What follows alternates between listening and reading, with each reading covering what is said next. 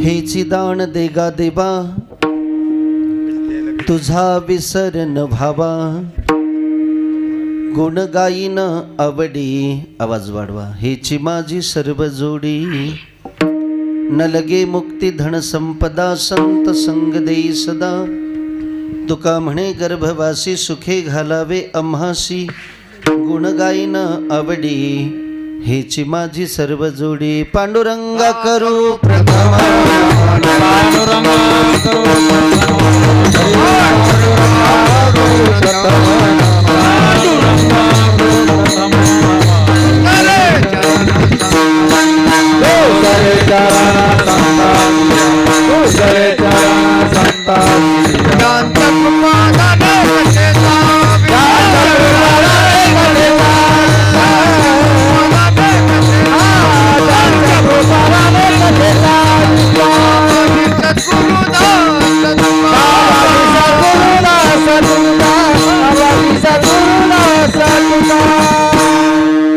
विठ्ठल विठ्ठल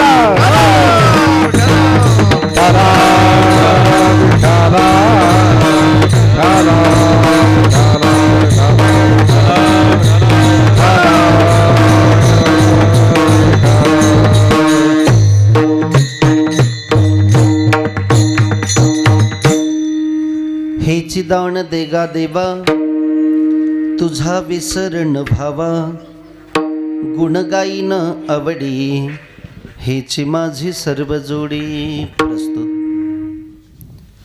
कीर्तन सेवेकरिता घेतलेला अभंग संत श्रेष्ठ जगद्गुरु तुकोबाराय यांचा चार चरणाचा बहुतेकांच्या सर्वांचाच पाठ असलेला हा आजच्या सेवेकरिता मागणीपर प्रकरणातील अभंग.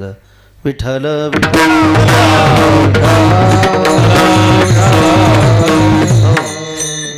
या अभंगाद्वारे जगद्गुरु पंढरीनाथ परमात्म्याशी मागणी करतात. हे भगवान, माझी मागणी तुझ्याकडे एकच आहे की तुमचा विसर मला कधीही पडू नये. अभंगाचं पहिलं चरण. अखंड तुमचे गुणानुवाद मी गावेत. माझ्या जीवनात तुमचे गुण गाणं हीच जोडी आहे. अभंगाचं दुसरं चरण.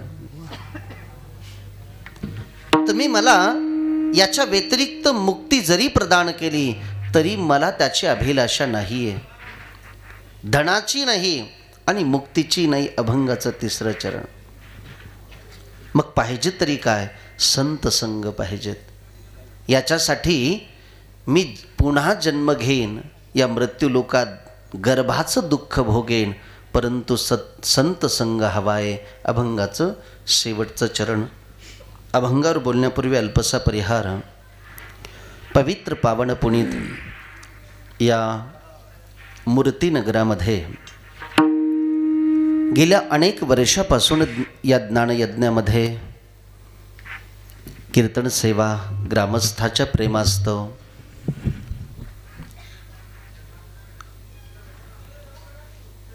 याही वर्षी फोन केला की बाबा यावं लागेल आणि त्यानिमित्ताने इथपर्यंत आलो. आणि आजचा 7वा दिवस आहे. सप्ताहामध्ये 3 कीर्तनकार थोडेसे निवडून ठेवावे लागतात. एक पहिलं, एक 7वं आणि एक 8वं. पहिलं कीर्तन नामपर प्रकरणातीलच अभंगाविषयी चर्चा असावी. 7व्या कीर्तनामध्ये मागणी असावी आणि 8व्या कीर्तनामध्ये चरित्र ते उच्चारावे केले देवे गोकुळी. ही वारकरी संप्रदायामध्ये, आपल्या संप्रदायामध्ये हा दंडक घालून दिलेला आहे. आणि त्या दंडकानुसार, त्या पद्धतीनुसार आज मागणीपर प्रकरणातील अभंग आहे. माय बापानो, आज 7व्या दिवशी सर्व ग्रामस्थ मंडळी, पंचक्रोशीतील बरीचशी मंडळी आज उपस्थित आहे. लिंबेची दिसत आहेत, डुब्बा, काळेगाव, रायपूर, बरीच मंडळी दिसते. बरेच गावं माझ्या आठवणीतले अजून असतील ना. सांगतपुरी, सिवनगाव, हसनगाव, उकडगाव, सगळी मंडळी उपस्थित आहे. रथी महारथी दिग्गज गुणवान मंडळी, मृदंग वादक गायनाचार्य आमचे महाराजजी उपस्थित आहेत, वेणेकरी चोपदार, ह्या कडीची त्या कडीला अगदी चोपदार आहेत. थोडासा वेळ उरलाय चिंतनाला. हा जो कालावधी ना सप्ताहाचा खूप महत्वाचा आहे. काय निमित्ताने आहे सप्ताह?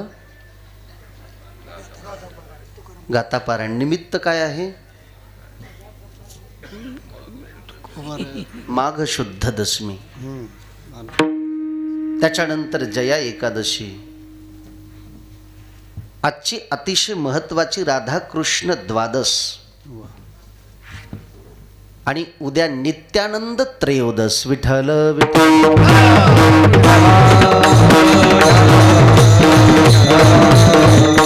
ही सगळी दिव्य मुहूर्त आहेत. उद्याचा खूप महत्वाचा मुहूर्त आहे. उद्या त्रयोदश आहे, पण कोणती आहे? नित्यानंद त्रयोदश आहे. नित्यानंद त्रयोदश म्हणजे नित्यानंद हे बलरामजीला वाचक नाव आहे, बलरामजीच्या वाचक आहे. उद्या साक्षात भगवान श्रीकृष्णाचे भाऊ बलराम प्रगट होणार आहेत. बहुतेक लोकांना माहिती नसतं, म्हणून सांगणं गरजेचं वाटलं. उद्या लोक रामाचा उत्सव साजरा करतात, पण बलरामाचा कोणी करत नाहीये. कृष्णाचा उत्सव साजरा करतात, पण बलरामाचा कोणी करत नाहीये. शिवरात्रीचा उत्सव साजरा होतो, नृसिंह जयंती, रामनवमी, वामन जयंती सगळ्या साजऱ्या होतात. 19 तारखेला शिवजयंती साजरी झाली, पण बहुतेक लोकांना माहिती नाहीये की ज्यांनी श्रीकृष्णाच्या तोडीला तोड देऊन कार्य केले त्या बलरामाची उद्या जयंती आहे. अवश्य साजरी केली पाहिजेत. आणि ज्या निमित्तानं हे गाथा पारायण आहे, तो तर पर्वकाळ आपण कीर्तन ऐकून गेलाच असाल. दशमीचं इथं बसलेल्या तमाम लहानापासून वयोवृद्धापर्यंत प्रत्येकाला दशमी माहिती आहे. कोणती दशमी आहे? माघ शुद्ध दशमी. बरोबर आहे ना मुलांनो? ऐकलं कीर्तन तुम्ही? ऐकलं. आणि अभंगही तोच असेल शक्यतो. तोच होता ना का वेगळा होता? पाटे ना तुमच्या? सत्य गुरुराये कृपा मज केली. माघ शुद्ध दशमीचा तुकोबारायांना ज्या दिवशी अनुग्रह झाला, जीवनामध्ये अनुग्रहाचा दिवस खूप महत्वाचा असतो. प्रत्येक व्यक्ती आपल्या जीवन प्रवासामध्ये जन्मोत्सव साजरा करायला लागलाय. हल्ली काळात तर खूप प्रमाण वाढलंय. ते केक कापणं वगैरे, पार्टी देणं, लाखो रुपये त्याच्यावरती खर्च करणं, हे बहुतेक तुमच्या इकडे हळूहळू वाढत असेल. शहरात तर खूप झालंय, खेड्यातही वाढलंय प्रमाण याचं. मग त्याचं स्टेटस सगळे ठेवायला लागली आहेत. या बाबा विठ्ठल विठ्ठल.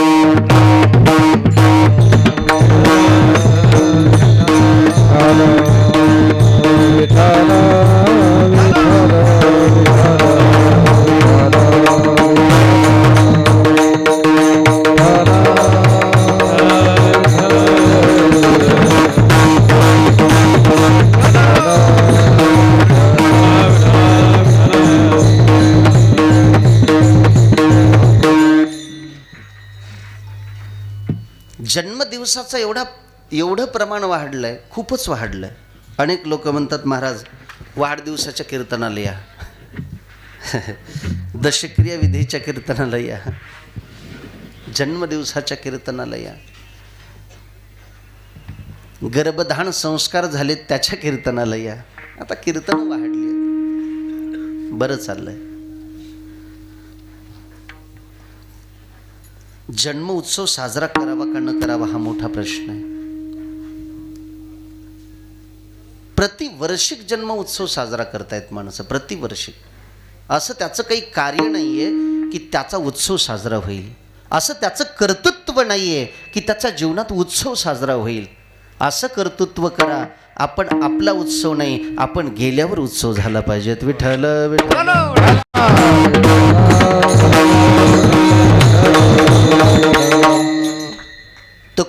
तुकारामजी महाराजांच्या जीवनामध्ये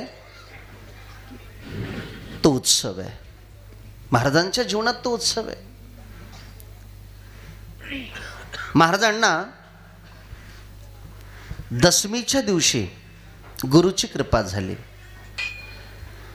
प्रत्येक व्यक्तीचा 2 वेळेस जन्म होतो. तुमचा किती वेळेस झाला मुलांनो?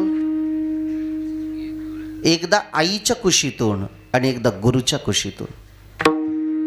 आईच्या कुशीतून जे जन्म होतो ते केवळ शरीराचा आणि गुरुच्या कुशीतून जे जन्म होतो ना ते शुद्ध मनाचा. गुरुच्या कुशीतून जन्म झाला पाहिजे. संस्कारात द्विज उच्चते. आणि तुकोबाराय म्हणतात माझा गुरुच्या कुशीतून जन्म झालाय. त्याचा हा पर्व काळ आहे, त्याचा हा उत्सव चालू आहे. कुठे झाला? तुकोराम महाराज तर झोपलेले होते. गंगेच्या कडीला गुरु भेटले. गंगेच्या कडीला प्रमाण माहितीत आपल्याला जास्त पाहिजे नाही. गंगेच्या कडीला. कोणती गंगा? गंगा म्हटलं की एकच गंगा आपल्याला आठवते. आता थडीचेच असल्यामुळे सगळे जवळपास गोदावरी आठवत असेल. या गंगेच्या कडीला नाही हो, या गंगेच्या कडीला नाही. मग जी हिमालयातून वाहत आली गंगोत्री तिच्या कडीला झालं ज्ञान तुकोबारायांना. तिच्या कडीला गुरुची कृपा झाली नाही. 2 भाव ठेवलेत. काही जण म्हणतात इंद्रायणीच्या कडेला गंगेला, आणि काही जण म्हणतात ओतूरच्या जवळ जी मांडवी नदी आहे, ओतूर जुन्नरच्या परिसरात ओतूर आहे, तिथे जी मांडवी नदी आहे आणि त्या मांडवी नदीच्या तटाकी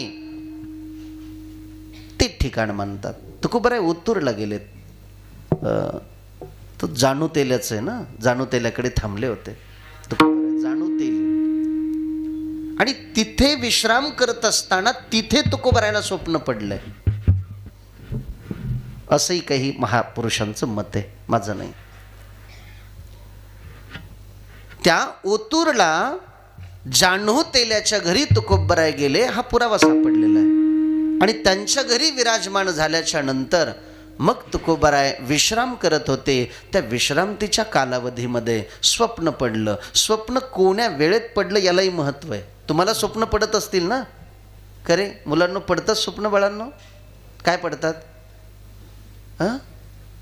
कोण येते स्वप्नामध्ये? कोण येते? आई पापा येतात ना?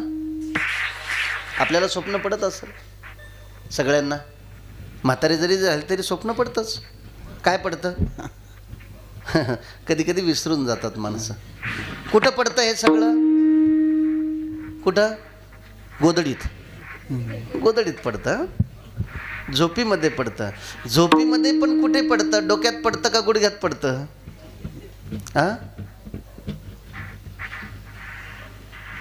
कुठं पडतं? कंठामध्ये अतिसूक्ष्म एक नाडी आहे, केसापेक्षाही बारीक. त्याच्यामध्ये ते क्षणभंगूर भासतं स्वप्न. आणि त्या ठिकाणी जे स्वप्न भासतं, ब्रह्ममुहूर्तावरची स्वप्न बहुतेक खरी होतात. ब्रह्ममुहूर्तावरची स्वप्न अर्ध जागृती आणि अर्ध सुसुप्ती या अवस्थेमध्ये स्वप्नाचा भास होतो. आणि त्या अवस्थेमध्ये स्वप्नाचा भास होतो. तुकोबारायला ब्रह्ममुहूर्तावर स्वप्न पडलं. गुरुदेव स्वप्नामध्ये आले आणि स्वप्नामध्ये दक्षिणा मागितली. भोजना मागती तूप पावशर. आता हा सगळा वेगळा अर्थ आहे. मला एवढंच सांगायचंय, तुकोबारायाच्या जीवनामध्ये सद्गुरू भेटले. तुकोबाराय चैतन्य संप्रदायांचे, ज्ञानोबाराय नाथ संप्रदायाचे, एकनाथ महाराज दत्त संप्रदायाचे. हे सगळ्याचे भिन्न संप्रदाय आहेत. पण जेव्हा हे सगळे एकत्रित आले आणि यांनी जेव्हा आंदोलन केलं तेव्हा झाला वारकरी संप्रदाय. विठ्ठल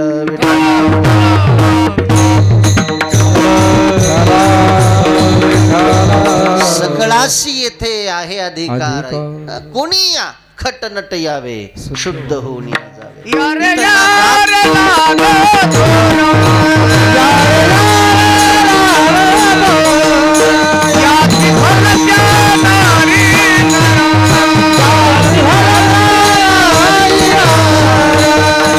करावा विचार नरके चिलक बना यारे यारे लाल तोरा याची भरत्या नारी करावा विचार नरके चिलक बना यारे यारे लाल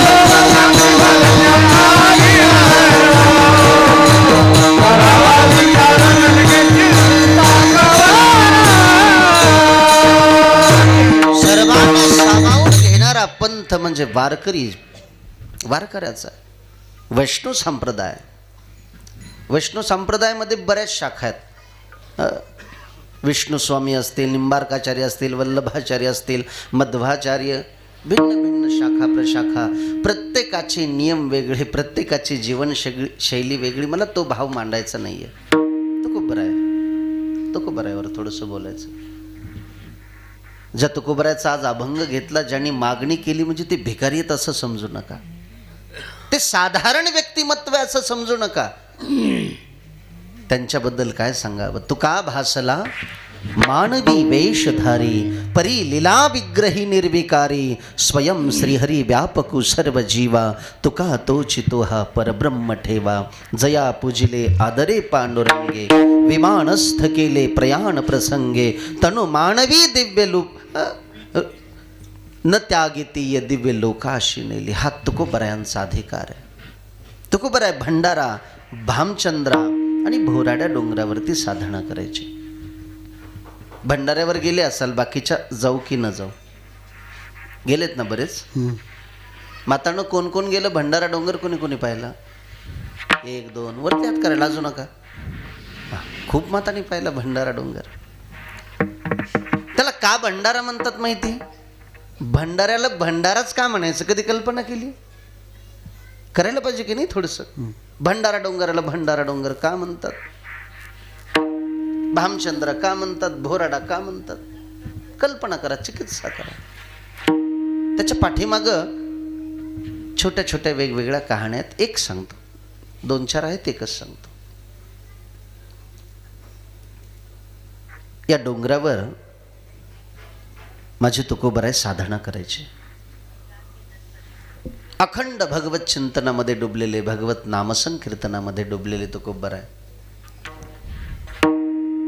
त्यांच्या पत्नी त्यांना भाकरी घेऊन जायच्या. टोकरीमध्ये शिव्या देत होत्या, ओरडत होत्या, आरडत होत्या. पण पतिव्रता स्त्री होती. पतीला भोजन घातल्याशिवाय जेवत नव्हती. बरं, तुमचा कसा खेळ आहे?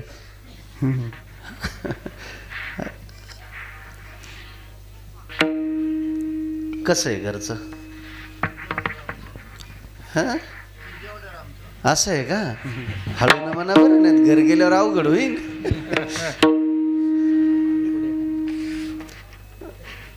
एका दुरडीमध्ये, एका टोकरीमध्ये जिजाबाईनं 2 भाकरी स्वतःच्या, 2 भाकरी तुकोबरायच्या, 4 भाकरी घेतल्या. किती?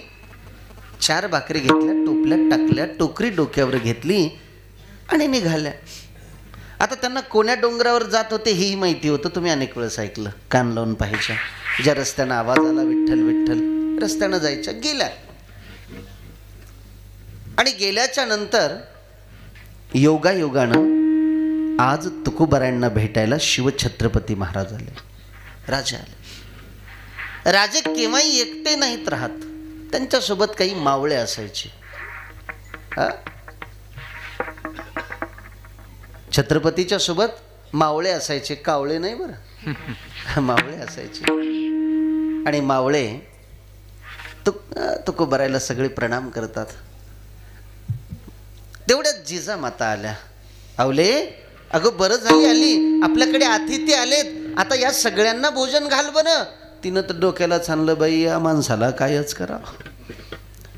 कसं बस घरात होतं तेवढ्याचं बनवलंय, घेऊन आले, 2 भाकरी गुपचूप खाऊन भजन करा. आता सगळ्याला खायचंय, मला तर काहीच मिळणार नाही. 4च भाकरी मोपून आणल्यात. माणसं एवढी मोठी आहेत ही सगळी मावळे आहेत. पाय इकडे उभा, एवढ्याला खाऊ घालायच्या 4 भाकरी पुरतील का? आता त्या मावळ्यातला एक खायला बसला. 4 भाकरी म्हणजे काहीच नाही. अगं आवले पाहते काय वाढ. ठीक आहे, सगळ्याला भाकरी वाढायला सुरुवात केली. दुर्डीतल्या भाकरी संपत ना, भाकरी चालूच.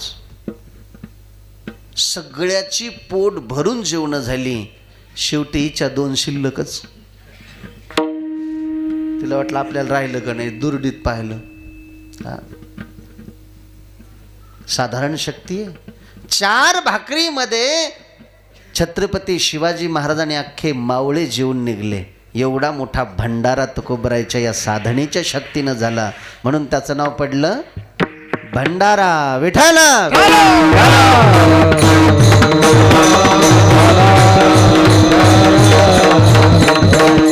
हा माझ्या तुकोबरायांचा अधिकार आहे. आणि ते तुकोबराय आजच्या अभंगात पांडुरंगाला विनंती करतात. कारण तुकोबरायची साधनाच एवढी आहे, साधनेची पराकाष्ठा झाली. देवाला वाटलं काहीतरी द्यावं, विनंती केली. तुकोबरायांनी बरचसं नाकारलं. देव ऐकायला तयार नाहीत, आणि जेव्हा ऐकायलाच तयार नाहीयेत तेव्हा तुकोबरायाने ही मागणी केली अभंगाचं. हे दान दे गा देवा, हे दान दे गा देवा, हे दान दे गा देवा, हे दान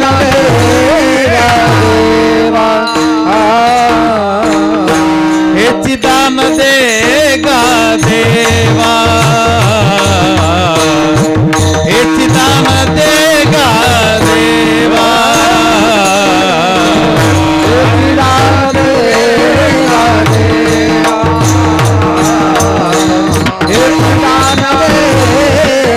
देवा, तुझा विसरला हवा, तुझा विसरला हवा, गुण गायिना आवडे, गुण गायिना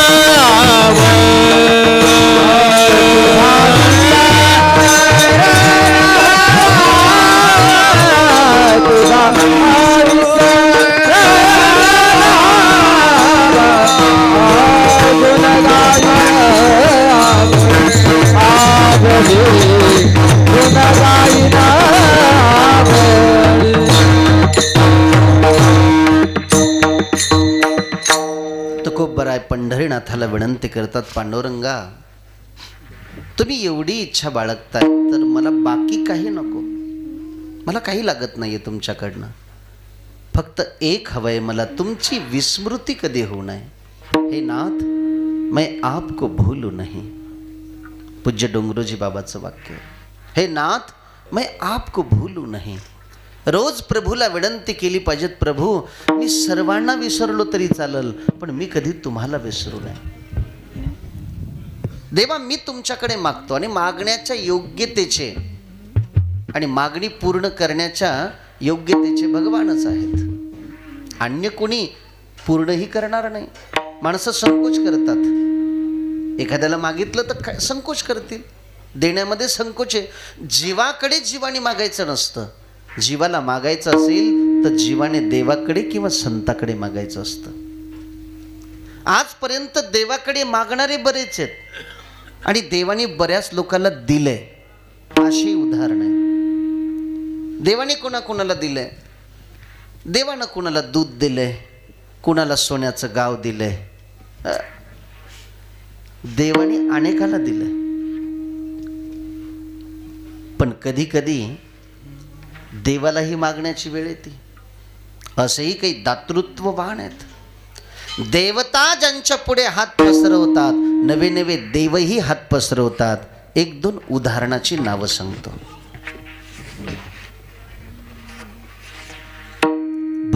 प्रल्हादाच्या वंशामध्ये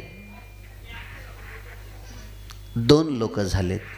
एक राजा विरोचन आणि एक राजा बली. 2 लोकांची नाव आहेत. पाठीमागच्या माता जरा लक्षपूर्वक आहे का. विरोचन प्रल्हादाच्या नंतर प्रल्हादाचं आधिपत्य सांभाळण्यासाठी प्रल्हादाचे पुत्र विरोचन. हे विरोचन एवढे शक्तिसंपन्न होते, एवढे सामर्थ्यवान होते की यांच्या शक्तीपुढे राक्षस कुलात होते. त्यांनी देवतेवर जेव्हा आक्रमण केलं ना, देवतेची त्राही त्राही उडाली. इंद्र तर पळून गेला, रणभूमीमधून पळून गेला. इंद्र पळून गेला. मग सगळ्या देवतेनं मीटिंग घेतली. अरे म्हटले, हा वीर युद्ध करून हरत नाहीये, आता काय करायचं. म्हटले, याच्याकडे एक सद्गुण आहे आणि तो जरा अधिक आहे. कधी कधी अधिक सद्गुणही दुःखाला कारण ठरू शकतो. चला याचाच उपयोग करू, त्याच्या स्वभावाचा उपयोग करू. आणि मग इंद्रादी देव त्याच्याकडे आले भिक्षुकाचं रूप घेऊन. कोणाच्या दारात आले? विरोचनाच्या दारात. बलीचा बाप आहे हा राजा, बलीचा बाप आहे विरोचन. बलीच्या दारात आले. याचे कोण? देवता आले. हे राजा विरोचन. विरोचनानं सांगितलं, कोण आहे दारात? याचक आहे, काय पाहिजेत? ओळखलं, हे देवता आहेत. रूप बदलून आलेत, नजरेतून लपलं नाहीये, परंतु सांगितलं तुम्ही याचक म्हणून आलायत, मागा काय हवंय. म्हटले, द्याल संकल्प सोडा. संकल्प सोडला. काय हवंय तुम्हाला? म्हटले, तुमचं आयुष्य, उरलेलं आयुष्य, तुमचं उरलेलं आयुष्य द्या. मरण मागितलं का? नाही. मारण्यासाठी एखादं शस्त्रास्त्र मागितलं का? पहा किती चतुर आहेत देव. तुमचं आयुष्य द्या. आता आयुष्य जर दान दिलं, हा जिवंत राहील का? उरलेलं आयुष्य दिल्याच्या नंतर आपण म्हणतो नुसतं माझं आयुष्य तुम्हाला लाभो, म्हणतो इतराचं दुःख पाहून माझं आयुष्य तुम्हाला लाभो. पण खरंच जर ते देता आलं असतं आणि एखादा जर झोळी घेऊन आयुष्य मागायला निघला असता तर त्याच्या झोळीत किती पडलं असतं? खरं खरं बोला. एखाद्या म्हाताऱ्याने तरी दिलं असतं का? म्हाताऱ्या माणसानं आयुष्य कोण देणार आहे? हसत हसत ज्याने आयुष्य दान केलं देवतेला, त्याचं नाव आहे विरोचन. विरोचनाची पत्नी गर्भवती होती, सती नाही गेली. तिने एका मुलाला जन्म दिला, तो बलिराजा ठरला. देवता नाही, त्याच्या दारात तर प्रत्यक्ष देवाला यावं लागलं. वामनाला त्याच्या दारात यावं लागलं. भली हुई सती नहीं गई, विरोचन के साथ ऐसा पुत्र पैदा किया, प्रभु पसारे हाथ. विठ्ठल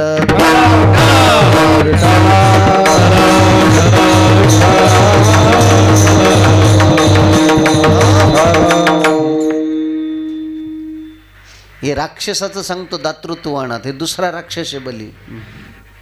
राक्षसाचे दानाच्या यादीमध्ये सर्वस्व दान केलं. 3 पावलामध्ये प्रभूने सगळं घेतलं.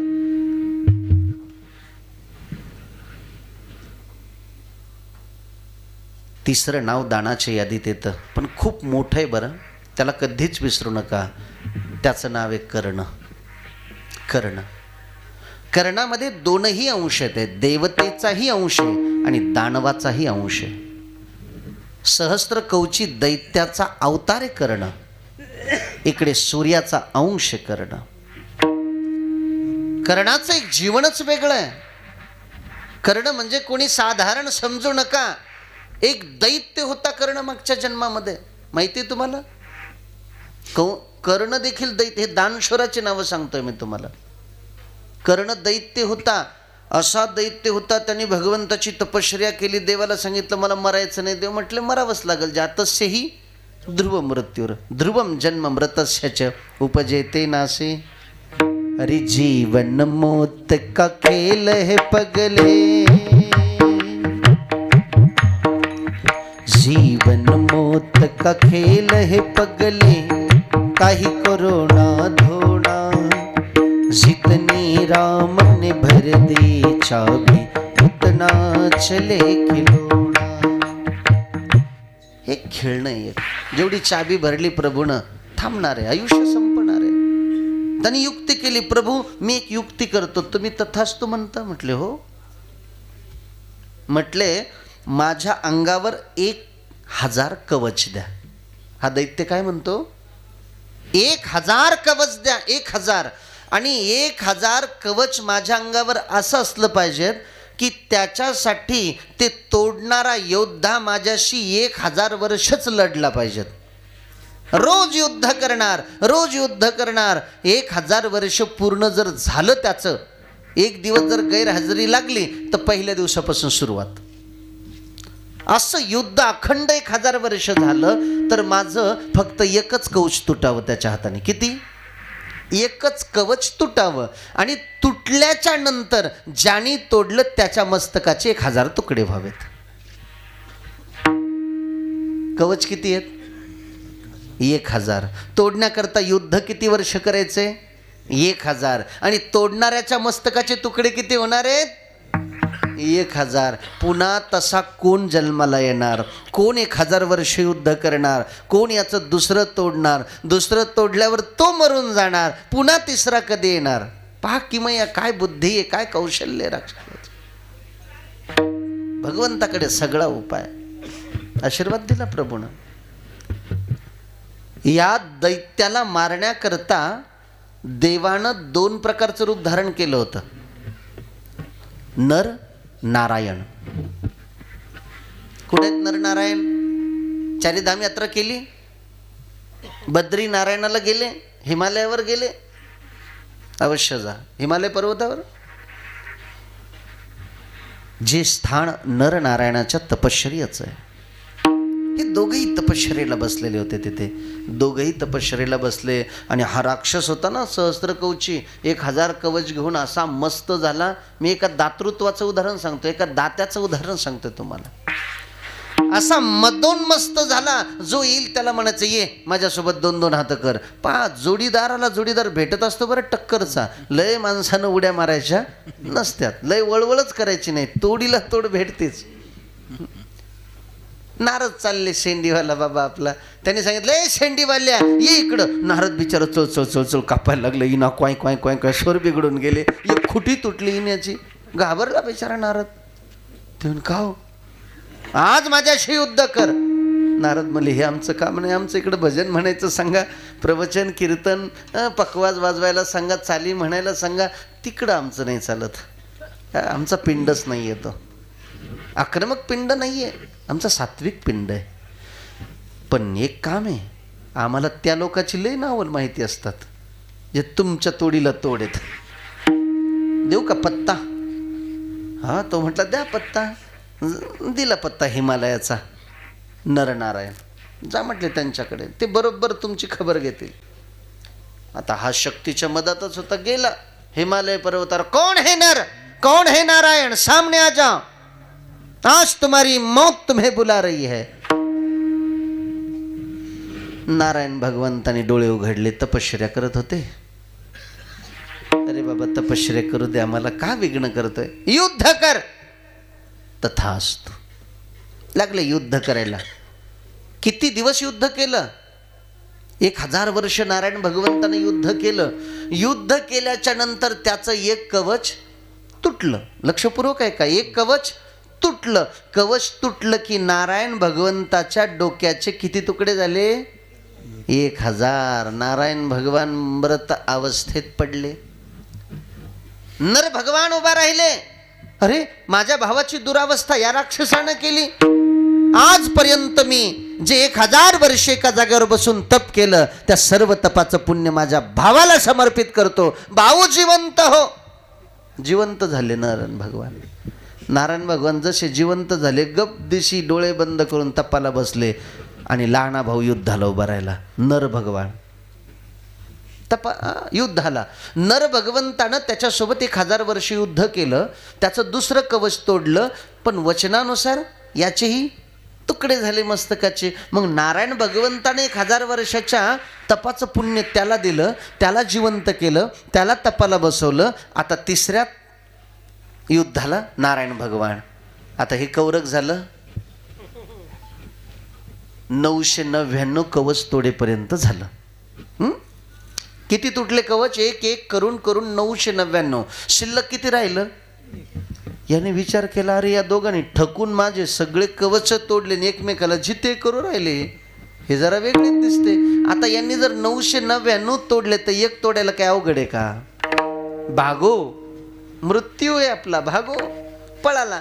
आता पळणार कुठे, लपणार कुठे, स्थान कोण देणार याला? हा सूर्याचा उपासक होता. हा राक्षस भगवान सूर्यनारायणाचा उपासक होता, म्हणून तो सरळ सूर्याच्या घरी गेला. आता सूर्यात जो गेला तो वापस येत असतोय. सूर्याचं तेज अप्रतिम आहे, तो सूर्यामध्ये समाहित झाला.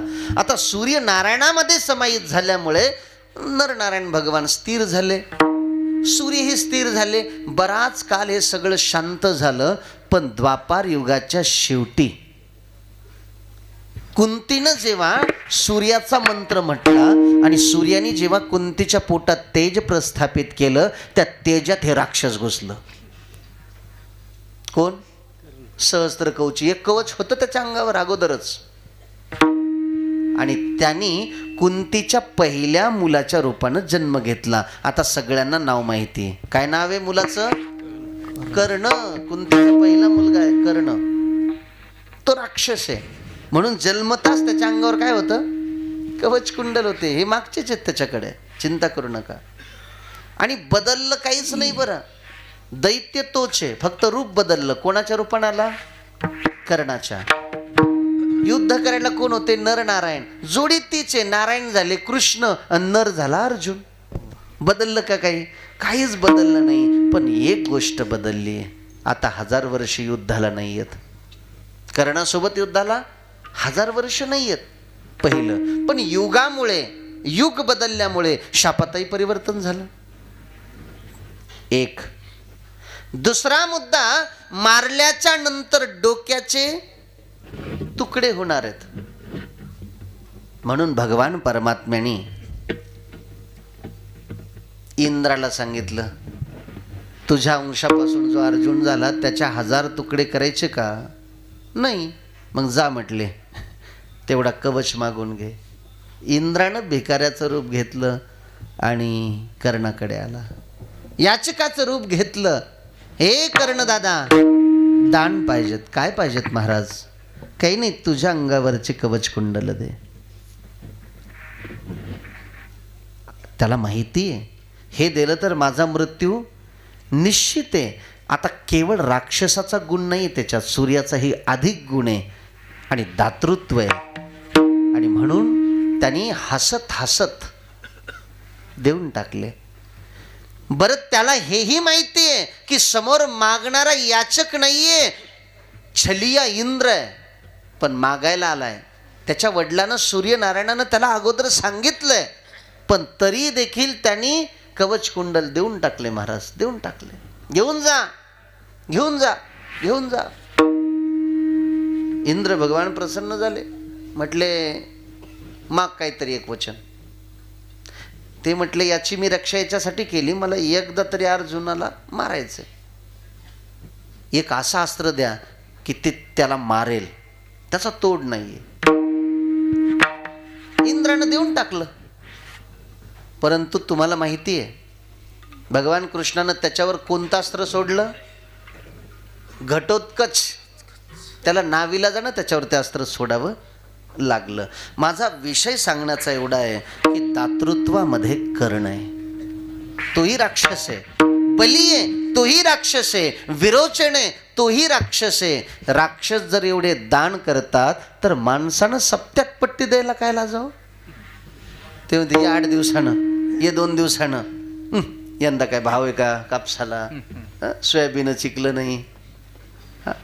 अरे सप्त्यामागं सप्ते, पट्ट्यामागं पट्ट्या. तेव्हा मागणाऱ्याला तर लयच अवघड होतो. सप्ते करणं अवघड झाला. आज दातृत्व नाही राहिलं तेवढं. आपल्या गावचं चांगलं असेल बरं, मी दुसरीकडचं सांगतो, उगाच अंगावर घेऊ नका. बिचारे जातात तीनदा त्याच्यात जातात. मग ते म्हणतात दाखव बरं कोणी कोणी दिले. ते सगळ्याच्या नाव तपासतं, देत नाही.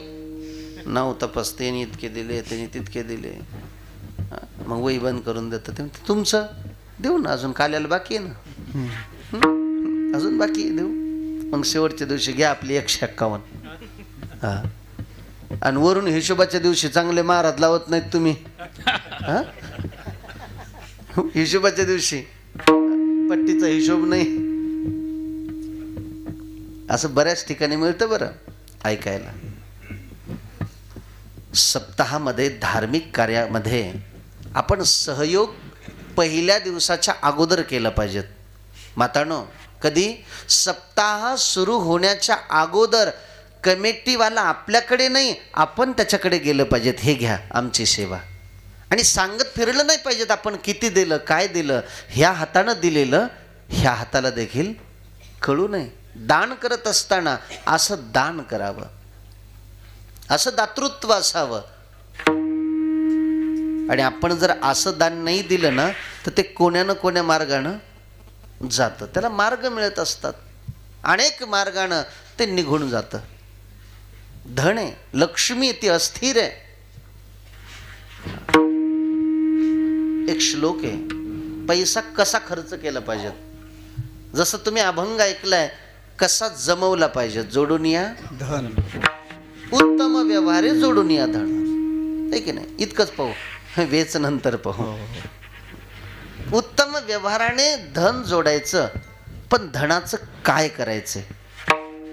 धर्माय यशस्वी अर्थाय कामाय स्वजनाय च. शास्त्र सांगतं धनाचं काय करायचं आहे का.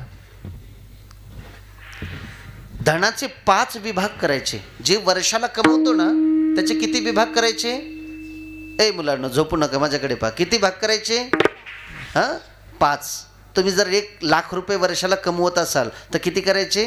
5. किती होतात. 20,000 हजार. हां, मग पहिला भाग कुठे खर्च करायचा.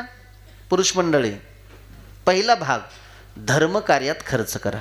आपल्या संपत्तीचा पहिला भाग धर्म कार्यात खर्च झाला पाहिजेत. आध्यात्मिक कार्यात खर्च झाला पाहिजेत. कुणाच्या लग्नात खर्च झाला पाहिजेत. कुणाच्या दुःखामध्ये खर्च झाला पाहिजेत. कुणाच्या शिक्षणामध्ये खर्च झाला पाहिजेत. याच्यामध्ये खर्च होणं म्हणजेच धर्माय. एखाद्या आजारी व्यक्तीला तुम्ही भेटायला जाता का नाही कधी हॉस्पिटलला. काय घेऊन जाता.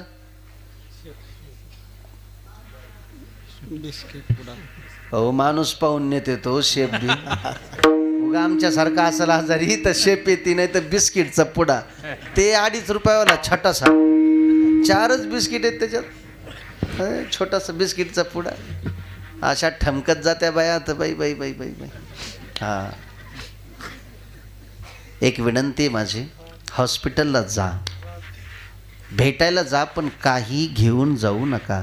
बिस्किट घेऊन जाऊ नका, चिक्कू घेऊन जाऊ नका, सेब घेऊन जाऊ नका, द्राक्षे घेऊन जाऊ नका, काजू बदाम पिस्ता मनुका घेऊन जाऊ नका.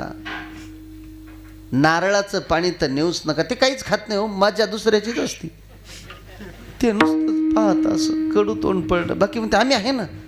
हां, आम्ही आहे, चिंता करू नको. अवश्य भेटायला जा. 2 गोष्टी करायच्यात. पहिलं, त्याला दिलासा द्यायचा आहे. आजारी व्यक्तीला दिलासा द्या. अरे असं आजारी पडल्यावर घरचं कसं होईल. दिलासा द्या, तुला लवकर बरं व्हायचंय. आणि दुसरी गोष्ट, त्याला सांगा की बाबा तू चिंता करू नको. हॉस्पिटलचं कितीही बिल झालं ना, आम्ही सगळे कशासाठी आहेत, आम्ही तुझ्या हॉस्पिटलचं बिल भरून टाकू. टाळी वाजवा जरा. कधी कधी आपलीच वाजून घ्यायला. हॉस्पिटलचं बिल थोडं तरी भरा. तुम्ही ज्याला भेटायला गेले तुमच्या कुवतीनुसार 500, 1000, 2000 त्याच्या आजारानुसार त्याला सहयोग द्या. हॉस्पिटलचा खर्च, मेडिकलचा खर्च द्या. अहो, जगात आजारी माणूस उठून लवकर घरी येते. त्याला काही तर असे पडले 2-4 लाख खर्च झाले तर ते ऐकूनच मरत. एवढे खर्च बाप, अजून किती लागणार आहेत. डॉक्टरनं ऑपरेशन सांगितलं, गेलं. कधीही हॉस्पिटल जात असताना खायला घेऊन जाऊ नका, काहीतरी सहकार्य करा. धर्माय, तेही कार्य धर्मात होईल. धनाचा दुसरा भाग काय करायचा आहे का, स्वतःचं यश वाढवण्याकरताही खर्च झाला पाहिजेत. जे व्यापारी आहेत, जे दुकानदार आहेत, जे महाराज लोक आहेत, जे गायक आहेत, जे वादक आहेत, आपल्याकडे लय मोठं हे सगळं यश वाढलं पाहिजेत ना. आणि यश वाढवण्याकरता कलियुगातली एकच सिद्धी आहे, तिचं नाव आहे प्रसिद्धी. आहे की नाही, प्रसिद्धी. मला जास्त नाही आवडत, पण आता सांगते, तो आलाय विषय. प्रसिद्धी सिद्धी, त्याच्यासाठी मग हे सगळे मोबाईलमध्ये टाका, अजून पॉम्पलेट छापा, बॅनर छापा, अजून काय काय करायचं ते करा. ज्याला मोठं बनायचं आहे ना, यश वाढवण्याकरता एक भाग खर्च करा धनाचा. धर्माय यशसे. तिसरा भाग अर्थाय. एका पैशाचे 2 पैसे झाले पाहिजेत, 2 पैशाचे 4 पैसे झाले पाहिजेत. व्यापार व्यवसायामध्ये त्याची गुंतवणूक करा. पैशाचा चौथा भाग काय करायचा, शास्त्र सांगतं, स्वतः करता तरी खर्च करा. नाही तर माणसं एवढे खळबटेल राहते काही काही. अहो 1.5 कोटी पडेल असते, 1.5 कोटी. नीट इजार घालत नाही, नीट कपडे घालत नाही, नीट चप्पल घालत नाही. अरे चांगली 4 व्हीलर गाडी घ्या, मस्त फिरा, स्वतः करता खर्च करा ना. बिचारा माता पाहणं, सकाळी उठल्यापासून संध्याकाळपर्यंत कामं करतात की नाही मातानो. पण कापडं, एकच साडी तिला उसवली तर शिवशिव घालणार. कोणी पोरग म्हटलं आई दुसरी घ्या, तुला काय कळतं म्हणी, सोपं आहे का ते. कष्ट करावे लागतात त्याला, खर्च नाही करत. स्वतः करता खर्च करा मातानो. नथी करा, कानातले करा, असे डुलत डुलत कीर्तनाला या, गळ्यात पोती करा. तुम्ही कोण मोठाले डोळे करू राहिले माझ्यावर. यायला वाटू लागलं आमच्या खिशे नक्की खाली होणार आहे आता. चांगलं राहिलं पाहिजे. धर्माय यशस्य अर्थाय कामाय. आणि 5वा भाग स्वजनायच्या. आपल्या सभोवताली जे राहतात त्यांनाही आपल्यापासून काहीतरी मिळालं पाहिजे. त्यांना जर मिळालं नाही ना, ते चांगलं नाही म्हणत. महाराजाच्या जवळ राहणारे जर 100 रुपये कमी दिले ना, ते म्हणतात नाही नाही लोभी आहे महाराज, पण थोडेसे देऊन टाका. नाही नाही महाराजाचं लय अवघड आहे म्हणतात. पाहतच नाहीत पैशाकडं. का, प्रत्येकाला अपेक्षा झाली आहे, प्रत्येकाला अपेक्षा. तुम्ही तुमच्या बहिणीला काही नाही केलं, बहीण नाव ठेवते. आत्याला काही नाही केलं, आत्या नाव ठेवते. मावशीला काही नाही दिलं, मावशी नाव ठेवते. ह्या सगळ्यांना द्यावं लागतं, सगळ्यांना द्यावं लागतं, असं माझं मत नाही, शास्त्राचं मत आहे. स्वजनायच. पैशाची विभागणी करता आली पाहिजेत, कमवताही आलं पाहिजेत आणि ते देताही आलं पाहिजेत. दातृत्वही करता आलं पाहिजेत. नुसतं जमवणं महत्त्वाचं नाही आहे, दान करणं महत्त्वाचं आहे. आणि दातृत्व कोण करतं हे पण खूप महत्त्वाचं आहे. घेणारे तुकोबरा आहेत आणि देणारे साक्षात पंढरीनाथ परमात्मा. आता काय नाही देऊ शकत पंढरीनाथ परमात्मा. एकदान सुरदाता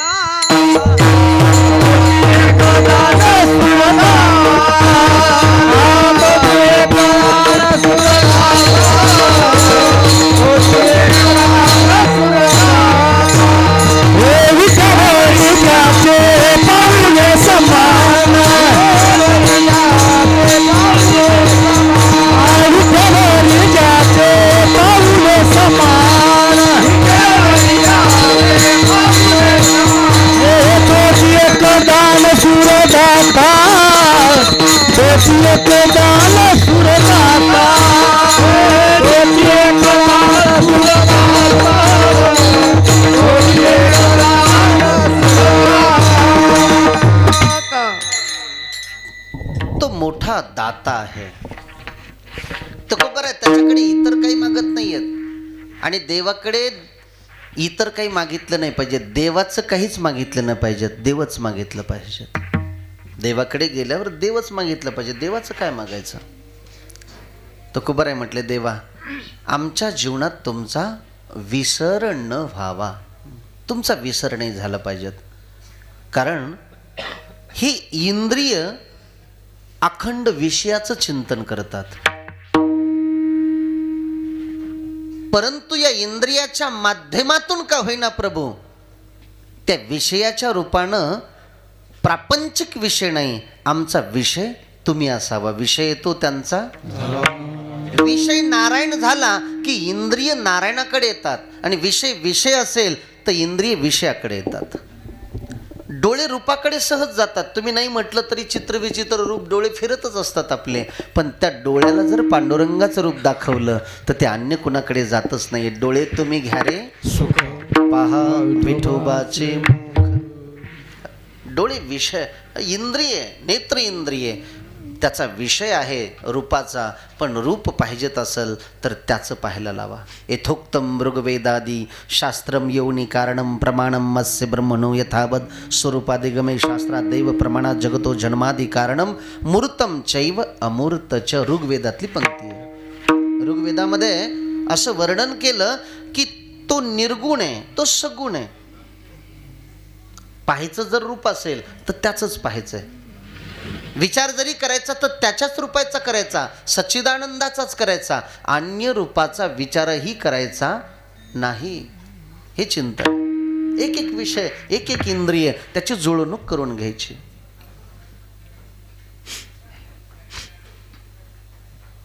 देवा, तुमचा विसर आम्हाला पडू नये.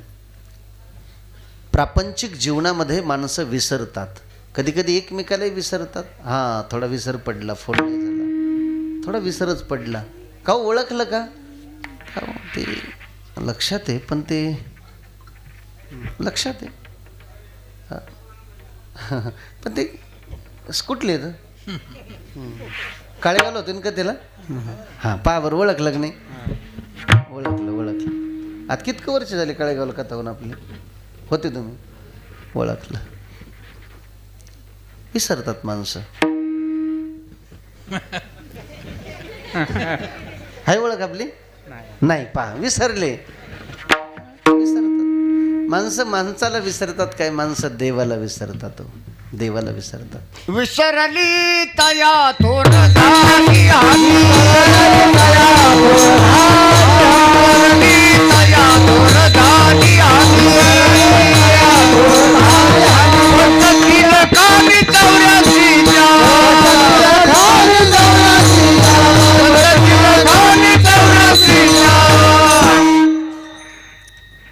आई बापाला, गुरुदेव संताला, ग्रंथाला, भगवंताला जीवनात कधीच विसरायचं नाही. कमीत कमी एवढ्यांना तरी विसरू नका बरं. इथं बसलेल्या मुलांनो, आपल्या आई बापाला विसरायचं नाही. बसलेल्या मुलींनो, आता एवढी घृण गोष्टी कानावर पडत आहेत महाराज.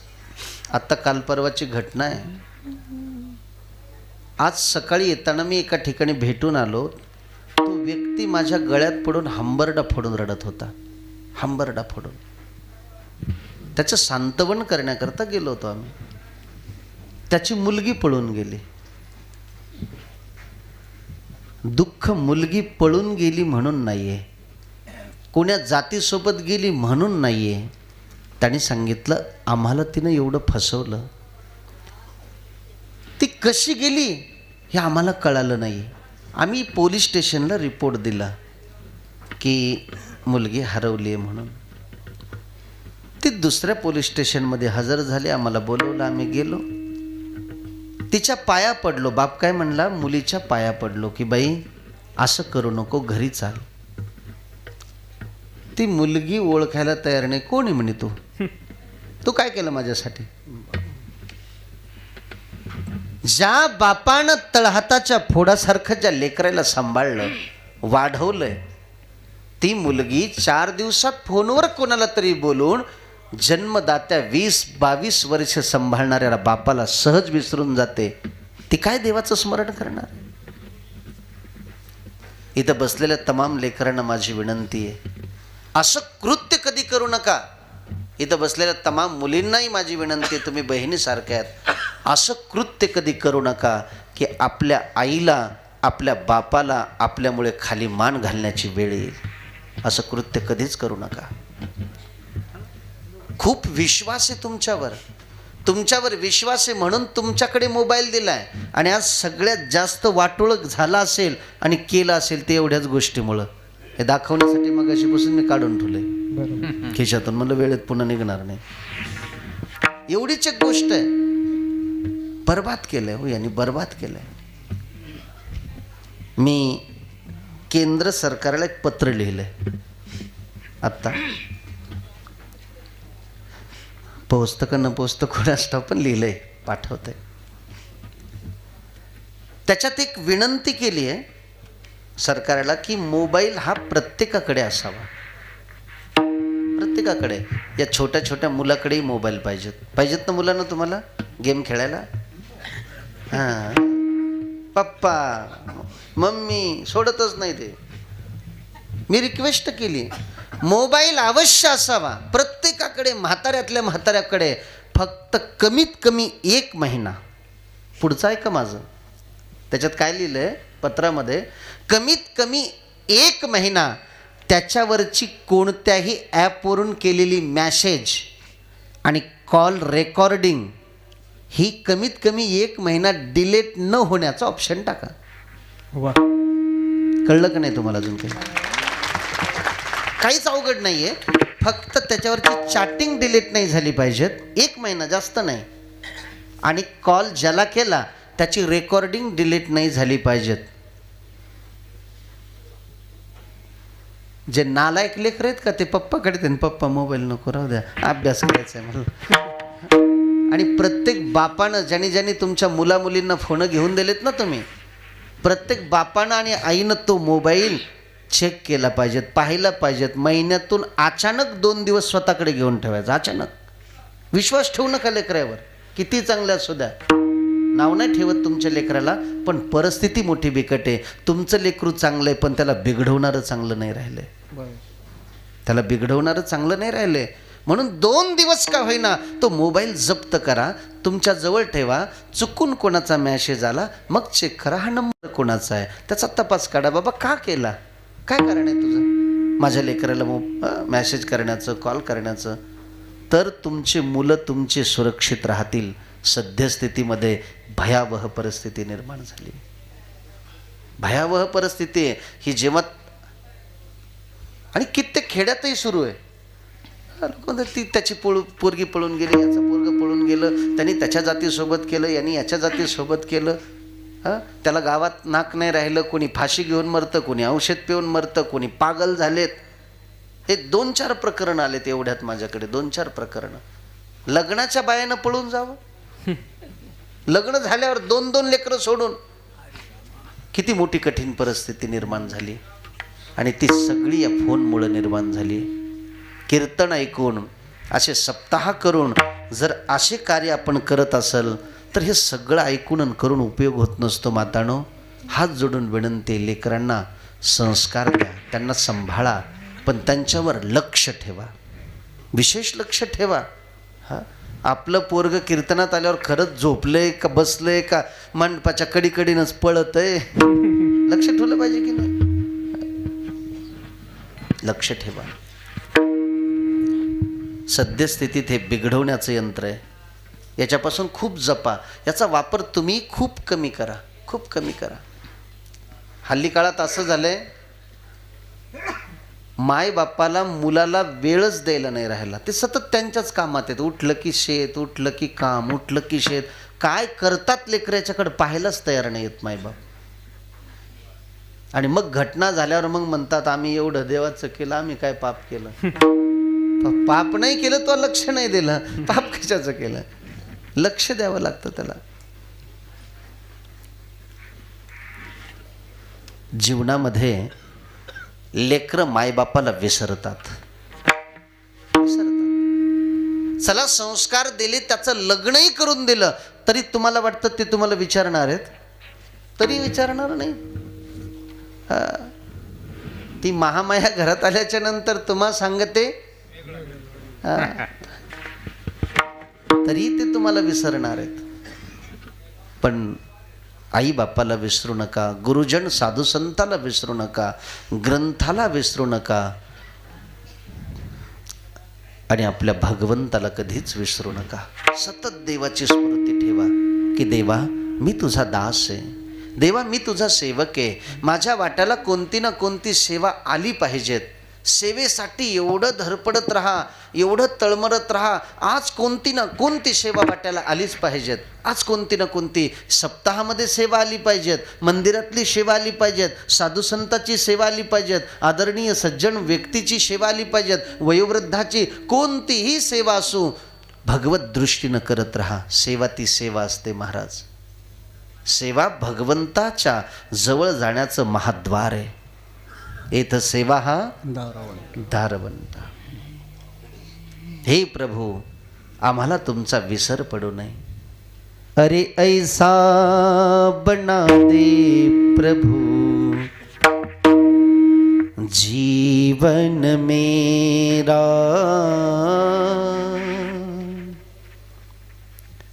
हर पल में हो पल पल में हो सुमिरन तेरा.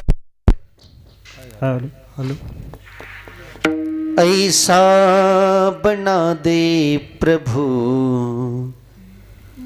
जीवन मेरा.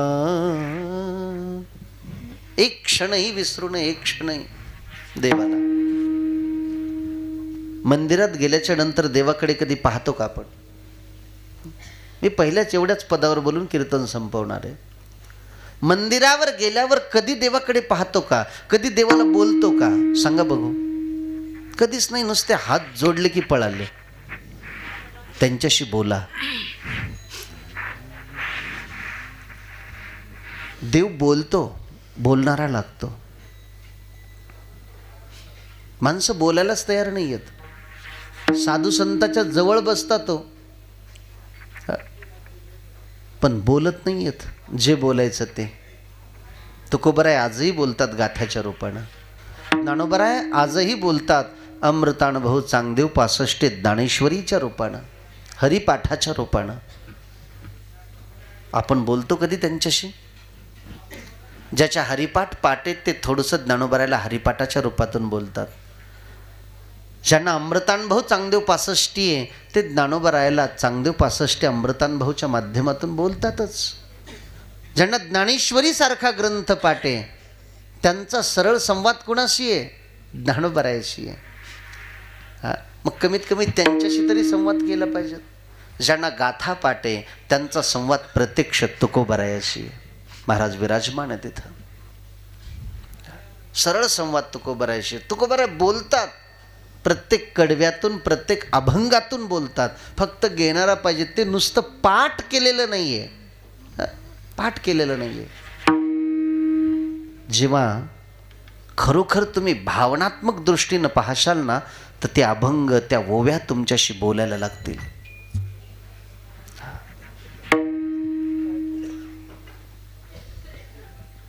बोलतील, पण पाठ करावं लागेल. आम्ही आश्रमात असताना असं चालायचो, पाठ करायला चाला, असे पट्टेच पडायचे. अमृतानुभव पाठ करताना, चांगदेव 65 पाठ करताना, ज्ञानेश्वरीच्या मुख्य ओव्या, गाथ्याचे काही अभंग पाठ करताना अशा ओव्या.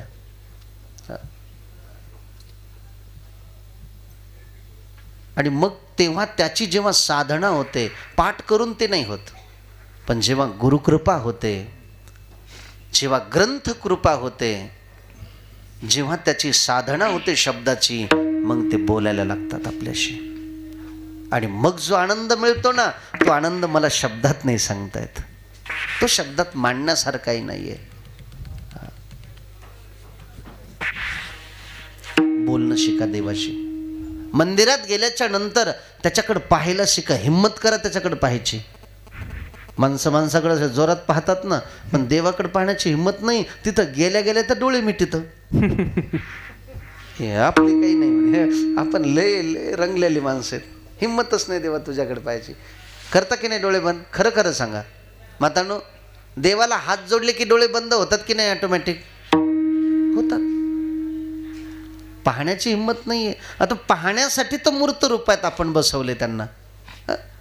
अमूर्त रूपासाठी डोळे बंद केले ठीक आहे, अंतरंग वृत्ती ठीक आहे, पण मूर्त रूपासाठी बंद करण्याची काय गरज आहे? ते उघडं ठेवून पाहायचंय. हरिदाही दिशा, इथं बंद करण्याची काय गरज आहे का डोळे? नाहीये, उघडे ठेवून पाहिजेत. पण माणसाची हिंमत नाही आहे पाहायची, कारण त्याचं कर्तृत्व तिथं आड येतं, त्याचे वाईट कर्म तिथं आड येतात. देवाला विसरून चालता येणार नाहीये. सगळं विसरलं तरी चालेल, पण देवाला कधी विसरू नका.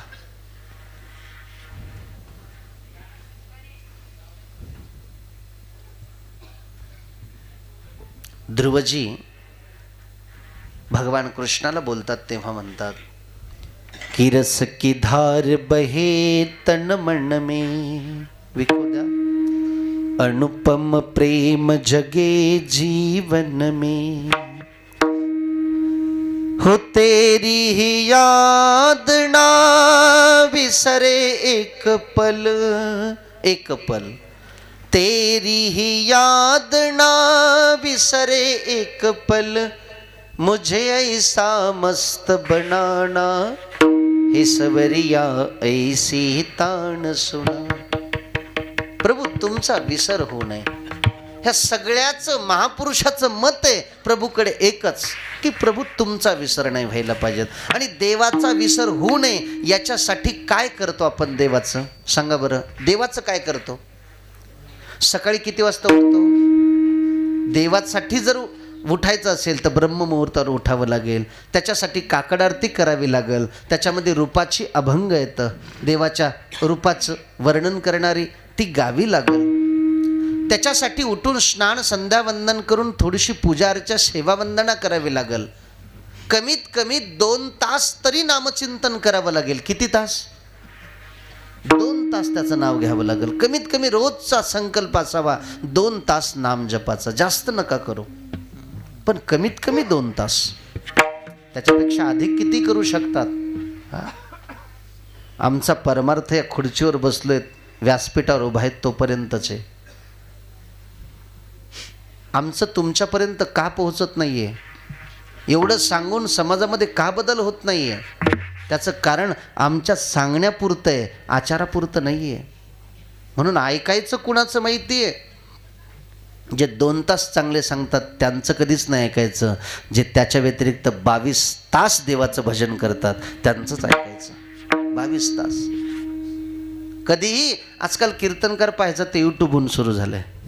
हा, रेड ज्याची फिक्स मोठी, लय चांगला हे लावा, ते यावर्षी बदलून लावा, जरा चेंज करा, हे लय झालं, बदला. येतात ना काय काय, हे नको बदला. तो 22 तास काय करतोय? हॉटेलमध्ये जेवण करतो का? हा, अजून काही करतो का? कधी पहा त्याचा आचार चांगला आहे का? त्याचा विचार चांगला आहे का? नुसते कांदे लसणच आणतो. हा, कसं हो, कसं शक्य आहे? त्याचं खानपान व्यवस्थित नाही, त्याचं बोलणं व्यवस्थित नाही, त्याचा आचार व्यवस्थित नाही, त्याची पाहण्याची दृष्टी व्यवस्थित नाही आहे, एकही गुण चांगला नाही आहे. तो कितीही चांगलं सांगू द्या, त्या व्यक्तीच्या श्रवणानं कधी कल्याण होत नसतं. मायबाप, हे मनोरंजनाचं ठिकाण नाही, हे मनोमंथनाचं ठिकाण आहे. इथे मंथन आहे, इथं रंजन नसतं. इथे त्याची स्मृतीची जागृती झाली पाहिजेत. इथं प्रत्येकाची ओढ प्रभूशी जुटली पाहिजेत. नाही, मला भगवंताला भेटलंच पाहिजेत, मला प्रभूचं भजन केलंच पाहिजेत. मी आज कीर्तन ऐकले, आजपासून मी नामचिंतन करणार, आजपासून मी रोज देवाचं दर्शन करणार, आजपासून मी महापुरुषाचा आदर करणार, आजपासून मी साधुसंताची सेवा करणार, आजपासून रोज ज्ञानेश्वरी वाचणार, आजपासून रोज गाथा वाचणार. हे झालं पाहिजेत, हे झालं पाहिजेत. म्हणून तर तुकोबाराय सांगतात, देवा आमच्या जीवनात बाकी सगळं विसरलं तरी चालेल, पण द्यायचं असेल ना, हेची दान देगा देवा तुझा विसर न व्हावा. आता मी अभंगाचा सरळ सरळ अर्थ सांगतो, प्रमाणही म्हणू नका, शेवटचं चरण म्हणू फक्त. देवा मला खूप पैशाची धनाची जोडी करायची नाही, बैलाची संपत्तीची शेतीची जोडी करायची नाहीये, मला जोडी नको आणि माडी नको. देवा मला एकच तुझ्या चरणी मागायचंय, मी रोज तुझे गुणानुवाद गायले पाहिजेत. आणि तेही असं जीवावर आल्यासारखे नाही, आवडीनं गायलं पाहिजेत, आवडीने. भावे हरिनाम आवडीनं गायलं पाहिजेत, आवडीनं. मग देवा आवडीनं घेतल्याच्या नंतर काय होईल म्हटले, जे आवडीनं गातो ना हीच माझ्या जीवनातली खरी जोडी आहे, बाकी दुसरी काही नाहीये. गुण गाईनं आवडी हेची माझी सर्व.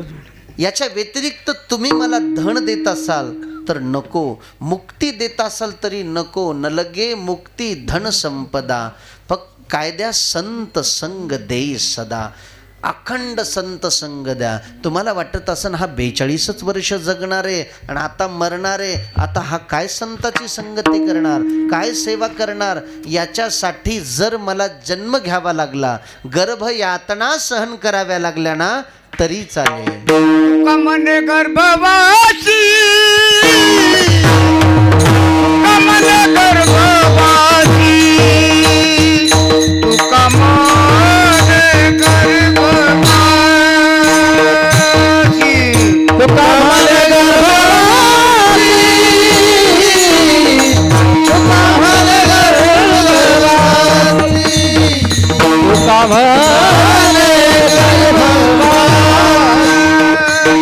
तू कमन गर्भवासी, कमन गर्भवासी, कमन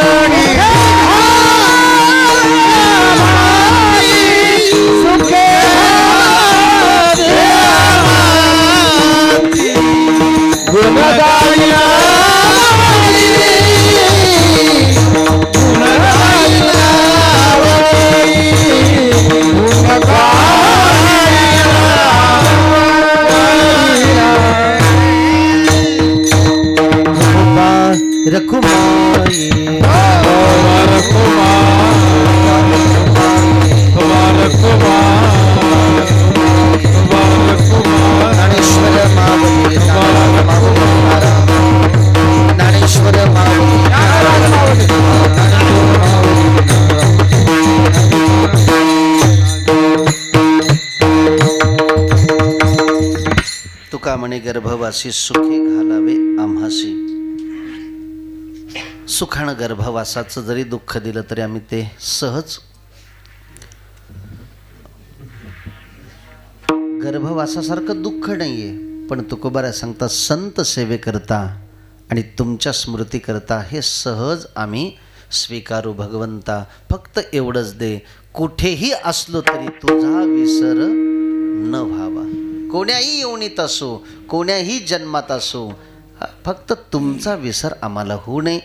हीच मागणी तुकोबारानं मागितली. आपण सगळेजण आज पांडुरंगाच्या चरणी, पंढरीनाथाच्या चरणी हीच मागणी मागूया. प्रभू, आमचीही आज सप्ताहाच्या या 7व्या दिवशी एकच मागणी आहे. आम्हाला देखील तुमची खूप भक्ती करायची आहे, आम्हाला तुमच्या चरणी जीवन समर्पित करायचं आहे. आणि म्हणून देवा, आम्हालाही तुमची स्मृती अखंड राहावी, तुमचा विसर कधी होऊ नये. आपण सर्व मंडळी मिळून ही मागणी मागूया. झालेली सेवा सद्गुरुनाथाच्या चरणी समर्पित करूया. गुरुदेवाच्या चरणी, उपस्थित सर्व साधू संत महापुरुषाच्या चरणी समर्पित करून सेवेला पूर्ण विराम देऊया. अभंगाचा असाच अर्थ आहे असं माझं मत नाही, असा नाही असंही नाही. जशी सद्गुरुनाथानं सदप्रेरणा दिली त्या पद्धतीनं थोडंसं चिंतन करण्याचा आपण एक प्रयत्न केला. मूर्तिकरांचं प्रेम अद्भुत आहे. मी छोटा होतो तेव्हापासून मूर्तीत येतो, आत्ता नाही येत, अतिशय छोटा होतो. इथे मी काही दिवस पकवाज वाजवलेला आहे, तुमच्या ध्यानातही नसेल.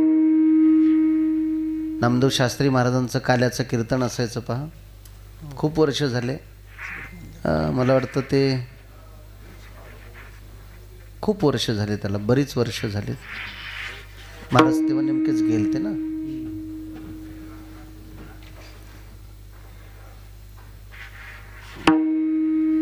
ढाले महाराज ते म्हणायला असायचे त्याच्याही अगोदरपासून. तेव्हा मी पक्वाद वाजवायला असायचो बऱ्याच वेळेस बरं का महाराज, थोडा थोडा. तेव्हापासून मूर्तीत यायचं 7-7 दिवस सप्ताहालाही थांबलेलो आहे. आणि तेव्हापासून ह्या सगळ्या मंडळीचं प्रेम आहे. आणि त्याच्यानंतर चारठाणला 12 वर्ष बाबाकडे होतोच, वृंदावनला काही वर्ष होतो, वैजापूरला आश्रमावर बरीचशी मंडळी मूर्तीची मूर्ती आणण्याकरता जेव्हा आली होती तेव्हा आश्रमावरही बरीच मंडळी आलेली आहे. आणि गेल्या अनेक वर्षापासून ही सेवा आपल्या नगरातली आमच्याकडे आहे. फोन केला जातो, म्हटलं कुठे असलो तरी नक्की येईल, लांब असलो तरी चालेल. आपल्या प्रेमास्तो इथपर्यंत दरवर्षी येणं होतं. पुनश्च एकदा सगळ्या भाविकांना मी धन्यवाद देतो. आपल्या हातातून अशीच भक्ती व्हावी, अशीच सप्ताह ज्ञानयज्ञ संपन्न व्हावे अशी मंगलमय प्रार्थना. आज महाराजजी स्वतः विराजमान आहेत. बाबांनाही धन्यवाद आहेत.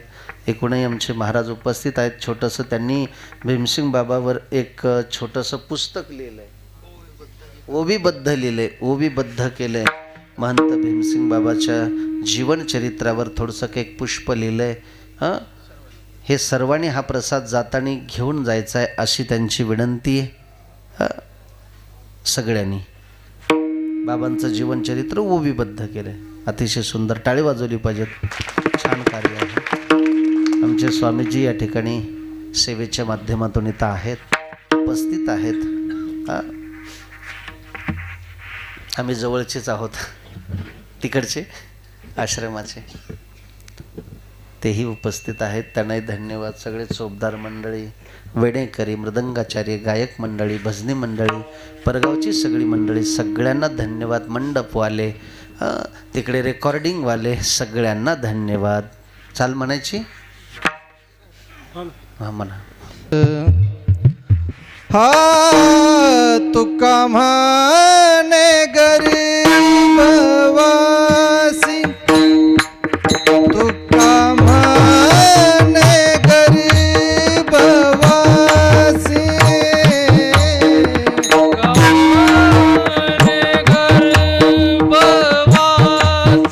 गरीब